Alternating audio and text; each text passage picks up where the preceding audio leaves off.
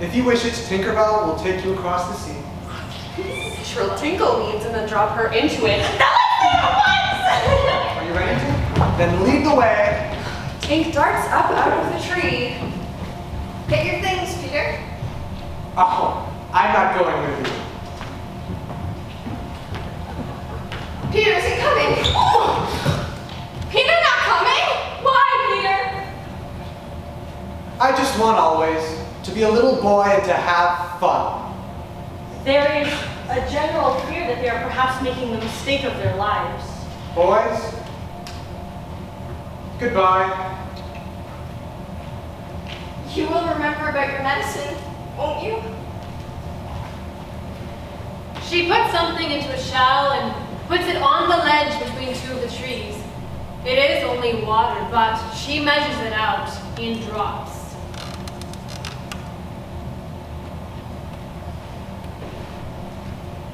Goodbye. The travelers start upon their journey, not knowing that Hook and his crew lie in wait above. The children are plucked from their trees and thrown like bales of hay from one pirate to the next. They are quickly tied up to prevent them from flying away. The only one treated differently is Wendy, whom Hook escorts on his arm with hateful politeness. This only increases her fascination with the sinister figure who so often appears in her nursery stories. So she holds her tongue as he sneers. Away with the lot. 'Tis a princely scheme. He signs for his crew to be gone, and they depart through the wood to their ship in the lagoon. Peter is asleep, no weapon near him. Above him, Hook is armed to the teeth. But do not be too alarmed by this. It is precisely the situation Peter would have chosen if the whole thing were pretend. Hook finds Peter's tree. He sees the medicine shell. And to it, he adds 5 drops of poison, distilled when he was weeping from the red in his eye. Hook worms his way upwards and, winding his coat around him, he stalks away towards the lagoon. Dot of light flashes past Hook and darts down the nearest street, looking for Peter only. For Peter, quite indifferent about the others when she finds him safe. Who is that? Tink tells her tale in one long, ungrammatical sentence. Wendy, the boy's captured by pirates. Oh, Tink alights near the shell and rings out a warning cry. That is just my medicine. Oh, Tink sees its red color and remembers the red in the pirate's eyes. I promised Wendy I will take it, and I will. But Tink flies swiftly, swallowing the drink as Peter is reaching for it. Why, Tink, you drunk my medicine. It was poisoned, and you drank it to save me. Dear Tinker, you died?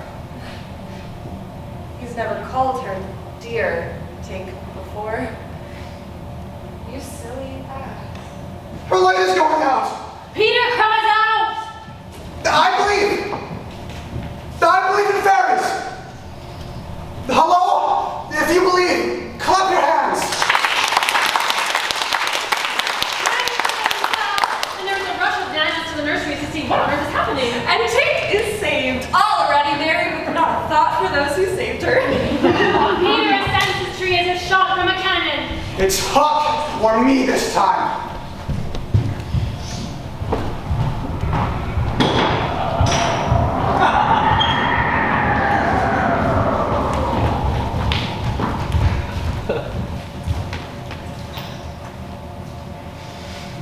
Flying the skull and crossbones and lying low in the water is, at last, the Jolly Roger, the most fearsome of all pirate vessels.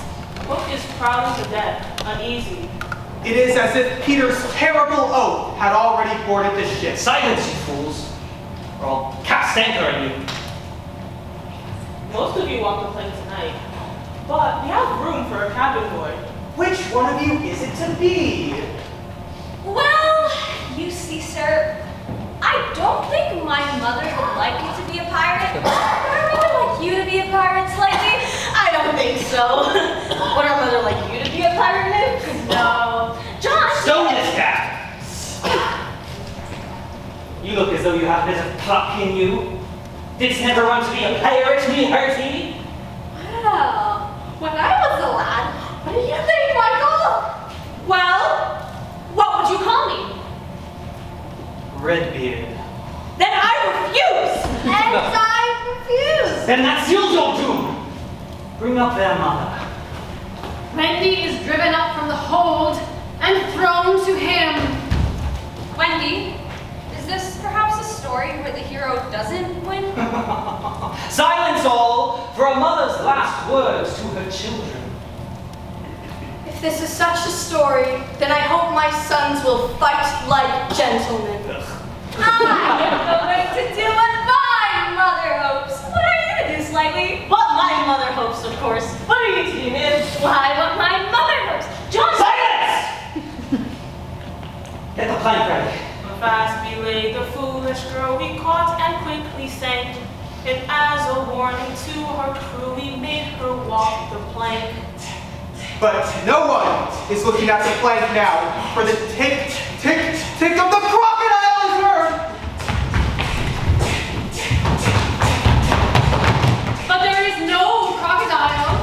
It's Peter and Tinkerbell, circling the ship, both ticking far more superbly than any clock. Peter flies aboard, warning the captains with an upraised finger. John claps a hand on Michael's mouth to stifle a cry, and the boys urge Peter swiftly into the cabin. I don't like it, messmates. Oh, that's me. You boys want to touch the tails before you walk the plank? No. Fetch it, Stocky. It's in the cabin. Aye, aye, sir. From the dark cabin comes a curdling screech which wails through the ship. It is followed by a sound like the crowing of a rooster. What is that? Darky swings from the cabin. What is the matter? The cabin is as black as pitch. What? The lantern's doused? Aye, and there's something terrible in there. That thing you heard crowing. An odd fish. Who is to catch it? What will come out? I think I heard you volunteer, Stocky. No, by thunder.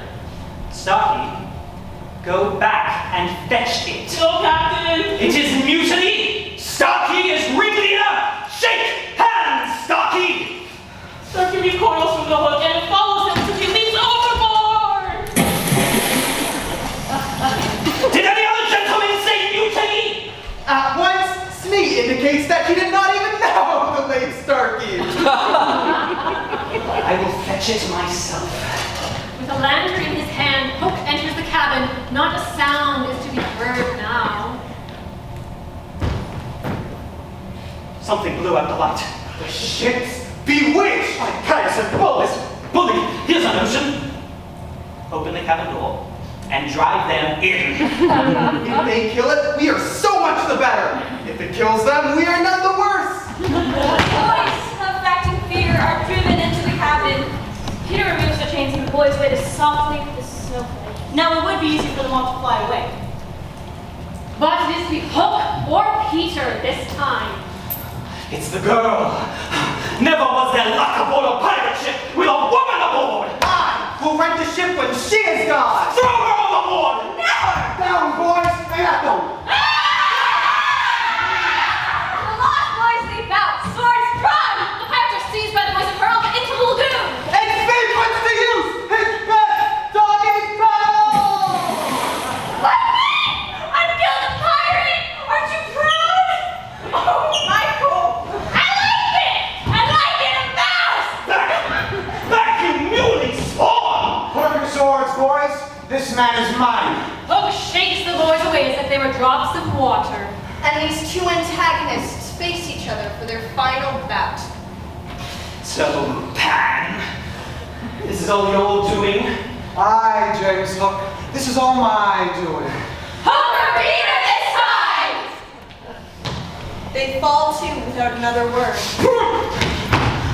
Hook cannot quite see Peter, who to his eyes is less like a boy than a mote of dust dancing dancing in the sun. Hook's sword is whipped from his grasp! And when he shoots to raise it, Tink is on its blade. Now, Peter, now! Peter takes the sword and tosses it overboard. And at this sight, the great heart of Hook breaks. He climbs the rigging to the water, where the crocodile is waiting, open mouthed. Hook knows now the end of this story. Time catches up with him. Oh, the calamitous of me!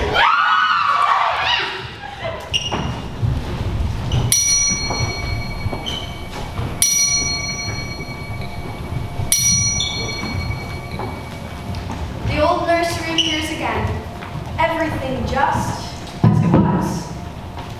Except the window is standing open. So, Peter was wrong about others. Indeed, there is no such subject in which he is so likely to be wrong. Mrs. Darling now sits on a chair by the window, her eyes tired from searching the heavens for her lost children. Nana lifts a sympathetic paw to the poor soul's lap. Oh, I see you've put their nice things out again, Nana. Mary, we would not be so reunited if the children hadn't flown away. George, are you sure you are not enjoying it? Enjoy it. See my punishment living in a dog's kennel. Forgive me. It is I who needs forgiveness, dear one.